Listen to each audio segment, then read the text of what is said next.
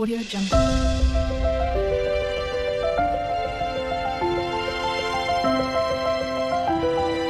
Audio Jungle. Hi friends, இன்றைக்கி இந்த வீடியோவில் ஆரி ஒர்க் ப்ளவுஸ் வந்து ஸ்டிச் பண்ணிகிட்ருக்கோம். அதோட தொடர்ச்சி வீடியோ தான் இந்த வீடியோவில் நம்ம பார்க்கலாம். இப்போ வந்துட்டு ஃப்ரண்ட் பீஸ் எடுத்து தான் நான் வந்து மார்க் பண்ணிகிட்ருக்கேன். கொக்கி பட்டி தான் இப்போ வந்து ஃபஸ்ட்டு பார்க்க போகிறோம். கொக்கி பட்டிக்கு இந்த மாதிரி மார்க் பண்ணிக்கோங்க. எந்த ஒரு நம்ம வந்து அளவு ப்ளவுஸ் எடுத்தோமோ அந்த அளவு ப்ளவுஸ் தான் கொக்கி பட்டி வந்து அதே மாதிரியே வச்சா மட்டும் தான் அக்யூரேட்டாக வரும். அதனால் அந்த ப்ளவுஸோட ஃப்ரண்ட்டு பகுதி எடுத்து அந்த ஃப்ரண்ட்டு நம்ம கழுத்து எந்த இடத்துல பிடிச்சோமோ அந்த இடத்துல இருந்து அந்த பீஸில் வச்சு மார்க் பண்ணோம் அப்படின்னா கரெக்டாக வந்து வந்துடும். இப்போ கொக்கி பட்டிக்கு வந்து 2 இன்ச் அளவுக்கு அகலம், 2 இன்ச் அளவுக்கு அகலமும் ஒரு 11 இன்ச் அளவுக்கு நீளம். நம்ம வந்து கொக்கிப்பட்டி எந்த அளவுக்கு லென்த் வேணுமோ அந்த அளவுக்கு லென்த் வந்து துணி எடுத்துக்கலாம். அக்யூரேட்டாக அந்த லென்த்து தான் வேணும்னு இல்லை, நம்ம எக்ஸ்ட்ரா இருக்கிறத வந்து மடித்து விட்டுக்கலாம். இப்போ நம்ம மார்க் பண்ண வரைக்குமே இப்போ பாருங்களேன், அந்த பக்கத்து கொஞ்சம் எக்ஸ்ட்ரா தான் இருக்குது. ஏன்னா நம்ம கட் பண்ணும்போது எக்ஸ்ட்ரா தான் விட்டு கட் பண்ணோம். எக்ஸ்ட்ரா போனால் பிரச்சனை கிடையாது, ரொம்ப கம்மியாகிட்டால் தான் நமக்கு வந்து பிரச்சனையே. இப்போ இந்த மாதிரி ஃபஸ்ட்டு வந்து ஃப்ரண்ட்டில் ஒரு அடி அடிச்சுட்டு உள்பக்கமாக திருப்பிக்கணும். உள்பக்கமாக தான் நமக்கு வந்து கொக்கி வரும். அதனால் கொக்கி வரன்றனால நம்ம இந்த மாதிரி திருப்பிக்கணும். திருப்பினதுக்கப்புறம் இதே மாதிரியே 2 இன்ச் அளவுக்கு அகலமாக ஒரே மாதிரியே துணி வந்து எடுத்துக்கலாம். இன்னொரு கிளாத் எடுத்து அந்த கிளாத்தே இதே மாதிரியே, அதாவது நம்ம ஃபஸ்ட்டு வந்து ஒரு கிளாத் வந்து ஸ்டிச் பண்ணி அதை வந்து மடிச்சிருப்போம். அதுக்கு மேலேயே இன்னொரு கிளாத்தை அதே அளவுக்கு 2 இன்ச் அளவுக்கு கிளாத் எடுத்து நான் வந்து மார்க் பண்ணிக்கிறேன். இது எதுக்காகனா நம்ம வந்து அந்த கொக்கி வந்து எந்தெந்த இடத்துல வைக்கணும் அப்படின்னு தெரியுன்றதுக்காக நான் வந்து மார்க் பண்ணிக்கிறேன். இதே மாதிரியே 2 இன்ச் அளவுக்கு நான் எடுத்ததை அப்படியே மடிச்சுக்கிட்டேன். மடிச்சுட்டு ஃபஸ்ட்டு நம்ம தச்சு துணியை மட்டும் அந்த தச்சு துணிக்குள்ளே மட்டும் உள்ளுக்குள்ளே விட்டுறேன். உள்ளே விட்டுட்டு அதே மாதிரியே அடியிலையும் அதே மாதிரியே உள்ளே விட்டுட்டு இப்போ கொக்கிக்காக நம்ம வந்து இங்கே தையல் போட போகிறோம். இது எப்படி தையல்னால் நம்ம வந்து ஹூக் பட்டிக்கு எப்படி தையல் போடுவோமோ அதே மாதிரியே தான். ஆனால் என்னென்னா கொக்கி வந்து உள்ளுக்குள்ளே நுழையிற அளவுக்கு இருந்தால் மட்டும் போதும். இந்த மாதிரி 2 மார்க் பண்ணிக்கிட்டோம் அப்படின்னா இந்த மார்க் பண்ணதில் மட்டும் நம்ம வந்து தையல் போடணும். அடியில் தையல் போட்டக்கூடாது. பாருங்கள், கவனமாக பாருங்கள் நான் என்ன மாதிரி பண்ணுறேன்னு. ரொம்பவே ஈஸியாக இருக்கும். கொக்கி வந்து அவ்வளோ சீக்கிரம் பிடுங்கிட்டுலாம் வராது.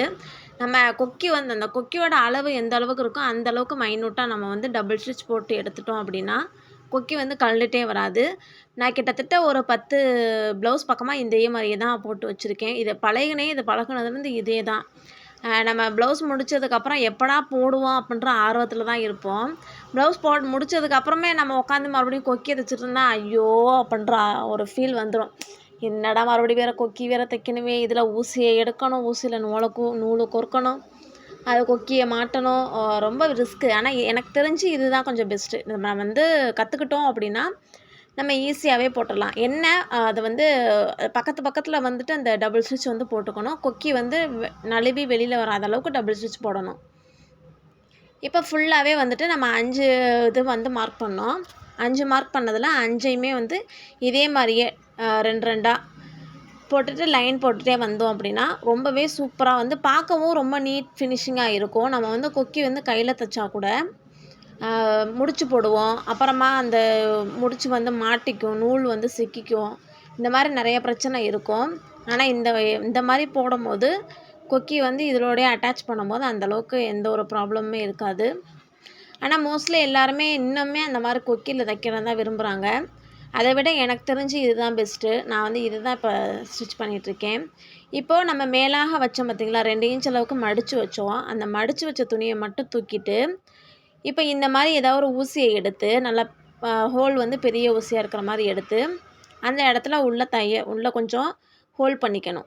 அந்த ஓட்டை வந்து தெரிகிற மாதிரி கொஞ்சம் விட்டுட்டு இந்த மாதிரி கொக்கியை எடுத்து உள்ளே திருப்பணும் அப்படின்னா சூப்பராக நீட்டாக வந்து வந்துருச்சு.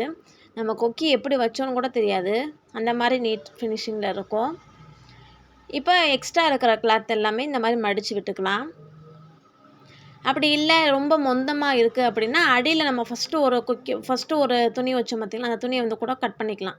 கட் பண்ணிவிட்டு மேலாக வச்ச துணியை அப்படியே மடித்து விட்டு தையல் போட்டுக்கலாம். நம்ம வந்து லைனிங் துணி எடுத்ததுனால லைனிங் துணி எப்போவுமே லூஸாக தான் இருக்கும். ஒரு சில லைனிங் துணி வந்து குவாலிட்டி குட்டாக இருந்துச்சு அப்படின்னா அது கொஞ்சம் ரொம்பவே திக்காக இருக்கும்.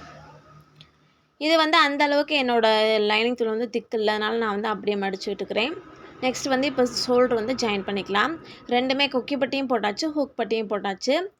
போட்டதுக்கப்புறம் இப்போ வந்து ஷோல்டர் வந்து ஜாயின் பண்ணிக்கலாம். ஷோல்டருக்கு வந்து கரெக்டான அளவு எடுத்து 2 பக்கமுமே ஒரு 1/2 இன்ச் அளவுக்கு நம்ம கேப் போட்டிருந்தோம். அந்த கேப்பில் வந்து மார்க் பண்ணிக்கலாம்.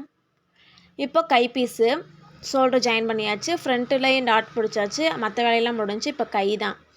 கையையும் முடிச்சிட்டோம் அப்படின்னா ஓரளவு ஃபினிஷிங் ஆயிடுச்சு. இப்போ கைக்கு வந்துட்டு ஒரு டிசைன் வைக்கலான்னு நினச்சேன். இது முன்னாடி தோணலை. இப்போ தான் சடனாக தைச்சிட்ருக்கும்போது சரி ஏதோ ஒரு டிசைன் வைப்போம். அந்த பட்டியில் வந்துட்டு ஆரி ஒர்க் பண்ணது வந்து அந்த பார்டருக்கு மேலே தான் ஆரி ஒர்க் பண்ணியிருந்தேன். அந்த பார்டர் வந்து கொஞ்சம் பெரிய பார்டராக இருக்குது. அதுக்கு ஏதாவது ஒரு ஆல்ட்ரேட் பண்ணலாம் அப்படின்னு யோசிக்கும் போது தான் இந்த மாதிரி ஒரு டிசைன் வந்து ஐடியா வந்துச்சு. சரி இந்த மாதிரி பண்ணி பார்க்கலாம் அப்படின்ட்டு தான் 1/2 இன்ச் அளவுக்கு ஒரு கோடு போட்டுட்டேன். இந்த 1/2 இன்ச் வந்து நம்ம உள்ளே மடித்து தைக்கிற அளவு இருக்குது பார்த்தீங்களா, அதனால் அந்த 1/2 இன்ச் அளவுக்கு கோடு போட்டாச்சு. இப்போ அதுக்கு மேலே இந்த மாதிரி வளைவாக கர்வாக வந்து ஒரு 2 இன்ச் அளவுக்கு கேப் வச்சு ஒரு லைனிங் துணியை எடுத்து அதில் வரைஞ்சிக்கிட்டேன். இப்போ அதை இன்னொரு கை லைனிங் துணி இருக்குது பார்த்தீங்களா, அந்த லைனிங் துணியை எடுத்து அது மேலே வச்சு இப்படி டேப் பண்ணோம் அப்படின்னா இதில் நம்ம என்ன வரைஞ்சோமோ அது அப்படியே இதில் ஒட்டிக்கும். சாக் பீஸில் போட்டதுனால நல்லாவே ஒட்டிக்கும். அதே மாதிரியே வரைஞ்சி எடுத்துக்கலாம். ஏன்னா இதுலேயும் ஒரு அளவு வச்சு அதுலேயும் ஒரு அளவு வச்சு வைக்கிறதுக்கு இந்த மாதிரி பண்ணிக்கிட்டால் இது ரொம்பவே ஈஸியாக இருக்கும். அதே அளவு வச்சுட்டு 2 பக்கத்துமே ஒரே அளவாக வச்சு நான் வந்து மார்க் பண்ணிக்கிட்டேன். இப்போ இந்த இடத்துல வந்துட்டு ஸ்டார்டிங்கில் நம்ம அடியில் வச்சுருக்க வந்து மெயின் பீஸ் வந்து வச்சுருக்கேன். மெயின் பீஸ் வந்து என்னை பார்த்த மாதிரி ஒரிஜினல் என்னை பார்த்த மாதிரி வச்சுருக்கிறேன். அதுக்கு மேலேயே லைனிங் கிளாத்தை வந்து வச்சுருக்கேன். இப்போ லைனிங் கிளாத்தை வந்து இந்த மாதிரி தையல் போட்டுட்டு திருப்பிட்டோம் அப்படின்னா மெயின் கிளாத்து வந்து பர்ஃபெக்டாக கிடச்சிரும். இப்போ அந்த வளைவுலலாம் கரெக்டாக பார்த்து பொறுமையாக வளைவு வந்து எந்தெந்த இடத்துல வந்து நிறுத்தி நிதானமாக போகணுமோ அந்த மாதிரி நிறுத்தி நிதானமாக வளைவு வந்து ஒட்டிக்கிட்டேன். இப்போ அந்த கார்னர்லலாம் நம்ம எந்த அளவுக்கு ஷார்ப்பாக போகிறோமோ அந்த அளவுக்கு தான் டிசைன் வந்து நமக்கு நீட்டாக கிடைக்கும். அந்த வளைவாக உள்ளே போகிற இடத்துல ஷார்ப் பண்ணி உள்ளே போனால் மட்டும்தான் அந்த இடத்துல டிசைன் கிடைக்கும். இல்லைன்னா வேறு டிசைன் மாதிரி போயிடும். அதனால் கொஞ்சம் பார்த்து தெளிவாக கவனமாக அந்த இடத்துல வந்து இந்த மாதிரி தையல் போட்டுக்கிட்டு இப்போ ஃபுல்லாக அப்படியே கொண்டு வந்துடலாம். இது வந்து எக்ஸ்ட்ரா கிளாத் தான். எக்ஸ்ட்ரா நம்ம வந்து இந்த இடத்துல தையல் தான் போட போகிறோம். நமக்கு வெளியில் தெரிகிற இடத்துல மட்டும்தான் நான் இந்த மாதிரி கர்வ் போட்டுக்கிட்டேன். தையல் போடுற இடத்துல நான் கர்வ் போடல. இப்போ தையல் போட்டுட்டோம். தையல் போட்டதுக்கப்புறம் ஒரு 1/4 இன்ச் அளவுக்கு கேப் விட்டுட்டு கட் பண்ணிக்கிறேன். கட் பண்ணதுக்கப்புறம் குட்டி குட்டியாக நாட்சஸ் வந்து போட்டுக்கலாம். அந்த குட்டி குட்டியாக நாட்சஸ் போட்டால் மட்டும்தான் நமக்கு நம்ம போட்ட ஷேப் வந்து நமக்கு கிடைக்கும். இல்லைன்னா நம்ம என்ன ஷேப் வரைஞ்சோன்னு என்ன ஷேப் வந்து தைச்சோன்னு கூட தெரியாது.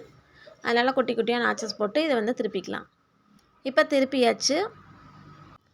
திருப்பினதுக்கப்புறமா பாருங்கள் கரெக்டாக அந்த கர்வ் வந்து நமக்கு நீட்டாக ஃபினிஷிங்காக கிடச்சிருது.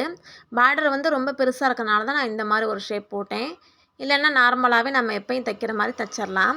இப்போ அந்த கர்வாக வளைஞ்சி வர இடத்துல அந்த இடத்துல ஒரு பாசி வச்சு நம்ம தைச்சிக்கிட்டோம் அப்படின்னா இன்னுமே நீட்டாக இருக்கும். அப்படி இல்லைன்னா பாசி வந்து தொங்குற மாதிரி வைப்பாங்க. அந்த மாதிரி தொங்குறதும் அந்தந்த இடத்துல மட்டும் வச்சோம் அப்படின்னா நீட்டாக இருக்கும். நான் ஆனால் எதுவுமே வைக்கலை.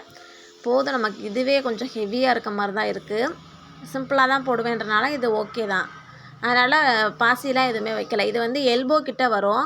எல்போ கிட்ட பாசியை வச்சு ஏதாவது தொங்க விட்டோம்னா அது ரொம்பவே டிஸ்டர்பாக இருக்கும். அதனால் நான் ஒன்றுமே வைக்கலை. இப்படியே மட்டும் சிம்பிளாக விட்டுறேன். இதே மாதிரியே இன்னொரு கையிலையும் எடுத்து அடிச்சிட்டேன். இன்னொரு ஸ்லீவ்லேயும் எடுத்து நம்ம அடித்தாச்சு. இப்போ 2 ஸ்லீவ் வந்து நமக்கு ரெடி ஆயிடுச்சு. பார்க்க கொஞ்சம் நீட்டாக இருக்கும்னு நினைக்கிறேன். நெக்ஸ்ட்டு வந்துட்டு அந்த ஸ்லீவை எடுத்து நம்ம வந்து முன்னாடியே வந்து பேக் பீஸு ஃப்ரண்ட் பீஸு எல்லாமே ஜாயின் பண்ணி ஷோல்டர்லாம் ஜாயின் பண்ணி வச்சுருப்போம். இப்போ அந்த ஷோல்டர் ஜாயின் பண்ணதை எடுத்து அதை அப்படியே விரித்து விட்டுட்டு நம்ம ஸ்லீவ் எடுத்தோம் பார்த்திங்களா, அந்த ஸ்லீவ் வந்து எடுத்து சென்ட்ரு பாயிண்டில் நம்ம வந்துட்டு ஷோல்டர் பிடிச்ச சென்ட்ரு பாயிண்டில் வைக்கணும். இப்போ இந்த ஏரோ மார்க் எது குறித்தேன் அப்படின்னா ஃப்ரண்ட் பீஸ் சைடு வரும்போது நமக்கு குழிவாக வந்து கை வரணும். குழிவாக வந்தால் மட்டும்தான் நமக்கு வந்துட்டு அந்த நம்ம ப்ளவுஸ் போட்டதுக்கப்புறம் ஆம்ஹோலுக்கிட்ட அந்த சுருக்கம் வராமல் இருக்கும். இந்த குழிவு வெட்டாமல் நம்ம டேரெக்டாக அப்படியே ஸ்டிச் பண்ணிட்டோம் அப்படின்னா கண்டிப்பாக அந்த இடத்துல சுருக்கம் வரும். சுருக்கம் வருன்றதை விட புஃப்னு எந்திரிச்சு நிற்கும். நம்ம சாரீ கட்டினாலும் அந்த இடத்துல மட்டும் புஃப்னு எந்திரிச்சு நிற்கும் போது பார்க்க கொஞ்சம் நீட் ஃபினிஷிங் இல்லாமல் இருக்கும். அதனால் கண்டிப்பாக எந்த ஒரு துணி எடுத்தாலும் நம்ம ப்ளவுஸுன்னு எடுத்துட்டோம் அப்படின்னா இந்த குழிவை வந்து நம்ம கட் பண்ணி தான் ஆகணும். இப்போ இது நான் வந்து ஃபஸ்ட் டைம் ஆரி ஒர்க்குன்றனால இந்த இடத்துல நான் வந்து மெயினாக ஒரு தப்பு பண்ணிட்டேன். என்னன்னு பார்த்தீங்கன்னா, இந்த அளவு வந்து குழிவாக வெட்டி நான் வந்து அந்த குழிவு வந்து கரெக்டான அளவு வந்து மார்க் பண்ணிவிட்டு அதுக்கப்புறம் நான் வந்து ஸ்டிச் பண்ணியிருக்கணும் கையை.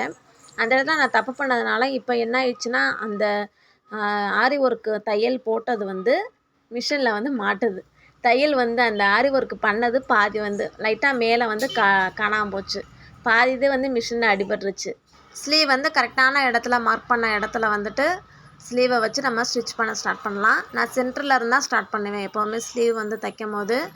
ஒரு சில பேர் ஸ்டார்டிங்லேருந்தே ஸ்டார்ட் பண்ணுவாங்க. ஆனால் அப்படி ஸ்டார்ட் பண்ணுறது வந்து எனக்கு எண்டிங்கில் வந்து முடியும் போது துணி வந்து கொஞ்சம் எக்ஸஸ் ஆகிற மாதிரி இருக்கும். அதனால் நான் எப்போவுமே ஸ்டார்ட் பண்ணும் போது சென்டரில் இருந்து தான் ஸ்டார்ட் பண்ணுவேன். அந்த ஆரி ஒர்க் பண்ண அந்த பாசி வந்து ஊசியில் வந்து மாட்டுது. ஸ்டிச் பண்ணும் போது கரெக்டாக அந்த இடத்துல இருக்கிறதுனால கொஞ்சம் டிஸ்டர்பாக இருக்குது. அந்த இடத்துல கொஞ்சம் பார்த்து பொறுமையாக தான் நான் வந்து தையலே போட்டுக்கிட்டேன். ஃபஸ்ட் டைம் தானே போக போக அப்படி பழகிக்கலாம். வாட்டி எப்போயுமே அடிபட தான் செய்யும். அதனால் ஃபஸ்ட் டைமே இப்படி ஆகுது அப்படின்ற முயற்சியை வந்து நம்ம கைவிட்டுட்டோம் அப்படின்னா பின்னாடி வந்து நமக்கு வெற்றியே கிடைக்காது. அதனால் முடிஞ்ச அளவுக்கு நம்ம என்ன நினச்சோம், ஒரு ப்ளவுஸ் வந்து பர்ஃபெக்டாக நமக்கு நீட்டாக கிடைக்கணும்னு நம்ம நினச்சோம், அந்த எய்மை நோக்கி ஓடுவோம். அதுக்கு ஏற்ற மாதிரி நம்ம எந்த அளவுக்கு தெளிவாக கற்றுக்கணுமோ அந்தளவுக்கு தெளிவாக கற்றுக்கிட்டோம் அப்படின்னா ஸ்பீடும் இன்க்ரீஸ் ஆகும். நம்ம எந்தெந்த மெத்தடில் பண்ணணுன்றது நமக்கு ஈஸியாகவே தெரிய ஆரம்பிச்சிடும். நான் வந்து ஸ்டார்டிங்கில் சும்மா யூடியூப்பை பார்த்து பழக ஆரம்பித்தது தான். ஒன்றுமே பேசிக்கே தெரியாமல் தான் இருந்துச்சு. ஒவ்வொன்றா ஒவ்வொரு விஷயமா ஒவ்வொரு வீடியோஸில் பார்த்து, ஏன்னா நிறைய பேர் நிறைய விதமாக சொல்லிக் கொடுப்பாங்க. அதில் நமக்கு எது வந்து நமக்கு வந்து சூட் ஆகுதோ, எது நமக்கு ஈஸியாக இருக்கோ அதை வந்து நான் எடுத்துக்குவேன். அந்த மாதிரி எடுத்து தான் நான் வந்து இன்றைக்கி ஃபுல்லாகவே ஒரு ப்ளவுஸ் வந்து தைக்கிற அளவுக்கு நான் வந்தது காரணம். ஒவ்வொன்றையுமே நான் வந்து ப்ராக்டிஸ் பண்ணி ஒவ்வொரு வாட்டியும் ஒவ்வொரு வீடியோஸில் வந்து அதை கேதர் பண்ணி என்னென்ன விஷயம் நமக்கு மெயினாக தேவைப்படும், இது இப்படி பண்ணால் கரெக்டாக நமக்கு கிடச்சிருமா அப்படின்றத நான் நோட் பண்ணி தான் நான் வந்து இன்றைக்கி ப்ளவுஸே வந்து ஃபுல்லாக முடித்தேன். நான் எந்த ஒரு தையல் கிளாஸுக்கும் போனதில்லை. இப்போ சூப்பராக வந்து ப்ளவுஸே தைக்கிறேன். அதனால் தச்சும் நான் கொடுக்குறேன். மற்றவங்களுக்கு நான் தச்சு கொடுத்துட்டு தான் இருக்கேன். அவங்களே கேட்பாங்க, எவ்வளோ சூப்பராக தைக்கிறீங்க, இதுக்கு போனீங்க கிளாஸுக்கு எதுவும் போனியா அப்படின்னு சொல்லி கேட்பாங்க. நான் கிளாஸுக்கெலாம் போனதே இல்லை. நம்ம வந்து ஒரு விஷயம் வந்து நமக்கு கிடைக்கணும், நம்ம வந்து அதை பண்ணி முடிச்சிடுவோம் அப்படின்னு நமக்கு தோணுச்சுன்னா விடாமுயற்சியாக சோம்பேறித்தனம் இல்லாமல் நம்ம செஞ்சோம் அப்படின்னாவே கண்டிப்பாக பண்ணிவிடுவோம். அதே போல் தான் நானும் வந்து ப்ளவுஸ் வந்து தைக்க ஆரம்பிச்சிட்டேன். நான் வந்து கல்யாணம் ஆகி போன புதுசில் ஒரு ப்ளவுஸ் வந்து தைக்க கொடுக்கணும் அப்படின்னாலும் கொஞ்சம் கூச்சமாக இருக்கும். நம்ம வந்து புது ஏரியா புது ஊருக்கு தான் நம்ம கல்யாணம் ஆகி போவோம். அங்கே வந்து கொஞ்சம் கூச்சமாக இருக்கும். அந்த சமயத்தில் அதுவும் இல்லாமல் நம்ம ப்ளவுஸாக இருந்தாலும் சரி, நைட்டியாக இருந்தாலும் சரி, சுடிதாராக இருந்தாலும் சரி, நமக்கு ஏற்ற அளவு நம்ம மட்டும்தான் கரெக்டாக வந்து ஃபிட்டாக பிடிக்க முடியும். மற்ற யார்கிட்ட கொடுத்தாலும் இந்தளவு பிடிங்க இந்தளவு பிடிங்கன்னு சொன்னாலும் மூஞ்சில் அடித்த மாதிரி ஏதாவது பேசிடுவாங்களோ அப்படின்னு ஒரு பயம். ஏன்னா நம்ம புது ஏரியான்றனால கொஞ்சம் பயமாக இருக்கும். அப்போ வந்து நான் முடிவு பண்ணேன், நம்மளோட ப்ளவுஸை நம்மளே தைச்சிக்கிட்டா என்ன, நம்மளோட துணியை நம்மளே தைச்சிக்கிட்டா என்ன அப்படின்ட்டு என்னோடய ஃபஸ்ட்டு பையனை பிறந்தப்ப நமக்கு வந்து காசு வந்து கிடைக்கும், கவர்மெண்ட்டில் வந்து காசு கிடைக்கும் பார்த்திங்களா, அந்த காசில் மெமரியாக வாங்கி வச்சது தான் நான் இப்போ வந்து ஸ்டிச் பண்ணிகிட்ருக்கேன் இந்த மிஷினு. என் பையனோட நினைவில் வந்து இருக்குது. கிட்டத்தட்ட என் பையனுக்கு இப்போ வந்து 8 வயசு ஆகுது. 8 வருஷமாக இந்த மிஷின் வந்து நான் வச்சிட்ருக்கேன். 8 வருஷமாகவும் நான் வந்து எல்லாத்துக்குமே நான் டெய்லி உட்காந்து நான் ஸ்டிச் பண்ணுவேன் அப்படின்னு கிடையாது. எனக்கு எப்போ மூடு இருக்கோ, எப்போ வந்து இன்ட்ரெஸ்ட் இருக்கோ அப்போ தான் உட்காந்து ஸ்டிச் பண்ணுவேன். அப்புறம் மறுபடியும் செகண்ட் பேபி கன்சீவ் ஆனேன். அப்புறம் செகண்ட் பேபினால் கொஞ்சம் இடைவெளி போயிடுச்சு. அதுக்கப்புறம் இப்போ கொஞ்சம் வந்து 2 வயசு ஆக போகுது என் 2வது பையனுக்கு. அதனால் இப்போ வந்து பழையபடி மிஷினில் வந்து உட்கார ஆரம்பிச்சிட்டேன். அதுவும் இல்லாமல் இன்னொன்று என்னென்னா, நம்ம வந்து ப்ளவுஸ் தைக்கும் போது மறந்து போயிடுவோம். ஒரு டச்சு விட்டுட்டோம் அப்படின்னாவே மறந்து போயிடுவோம். அதுவும் வந்து மெயினாக பார்த்துக்கணும். நம்ம வீடியோ வந்து எழுதி வச்சுக்கலாம், அப்படின்னா நோட்டு போட்டு எழுதி வச்சுக்கணும். அது வந்து மறக்காமல் இருக்கும். இப்போ வந்து நம்ம எல்லா பக்கட்டுமே முடித்ததுக்கப்புறம் கை வந்து டிசைனாக போட்டு கையை வந்து ஜாயின் பண்ணிட்டோம். ஜாயின் பண்ணதுக்கப்புறம் கை ஓப்பன், அதாவது மேலே வந்து எந்த அளவு இருக்கோ அளவு ப்ளவுஸில் உள்ள அளவு வந்து கரெக்டாக வந்து மார்க் பண்ணிவிட்டு எண்டில் வந்து பாருங்களேன், கரெக்டாக ஈவனாக வந்து நமக்கு ஃப்ரண்ட் பீஸும் பேக் பீஸும் ஒரே ஈவனாக வந்து வந்திருக்கு கீழே. அதுதான் வந்து மெயினு.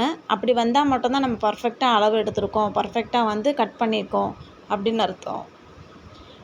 இப்போ 4 தையல் நான் வந்து போட்டுக்கிறேன். இப்படி மாற்றி மாற்றி நம்ம வந்து 1.25 அளவுக்கு எக்ஸ்ட்ரா கிளாத் விட்டுருக்கோம். தையலை விட எக்ஸ்ட்ரா கிளாத்து 1.25 அளவுக்கு விட்டுருக்கோம். அதனால் அந்த 1.25க்கு வந்து 4 தையல் போட்டுக்கிறேன். சப்போஸ் நம்ம வெயிட் ஏறிட்டாலும் சரி, வெயிட் லாஸ் ஆனால் ஒன்றும் பிரச்சனை இல்லை. வெயிட் ஏறிச்சுன்னா கொஞ்சம் இதாக இருக்கும். பாருங்களேன், 4 தையல் போட்டு எக்ஸ்ட்ரா பக்கத்தில் வந்து இன்னொரு தையல் போட்டு, அது எதுக்காகனா எக்ஸ்ட்ரா அங்கிட்டு இங்கிட்டு பிசுறு இருக்கும்ல, அந்த துணியெல்லாம் வெட்டி விடுறதுக்காக தான். இப்போ பாருங்கள் எவ்வளோ நீட்டாக சூப்பராக ஃபினிஷிங் வந்து நம்ம கிடச்சிருச்சு. என்னோடய ஆரி ஒர்க் ப்ளவுஸ் வந்து இப்போ ரெடி ஆயிடுச்சு. இந்த வீடியோ உங்களுக்கு ரொம்பவே யூஸ்ஃபுல்லாக இருக்கும் நம்புகிறேன். இதுக்கு முன்னாடி உள்ள வீடியோவும் போய் செக் பண்ணி பாருங்கள். மறக்காமல் என்னோடய சேனலை சப்ஸ்கிரைப் பண்ணிக்கோங்க. லைக் பண்ணுங்கள், ஷேர் பண்ணுங்கள். மோர் வீடியோஸ்க்கு என் வீடியோவை லைக் பண்ணிக்கோங்க. பாய் ஃப்ரெண்ட்ஸ், டேக் கேர், பாய் பாய். ஏதோ சென்டிமெண்டா கேக்குறானே, போடா போகுதுண்ணே, ஒரு குத்து குத்துண்ணே. அப்படியா?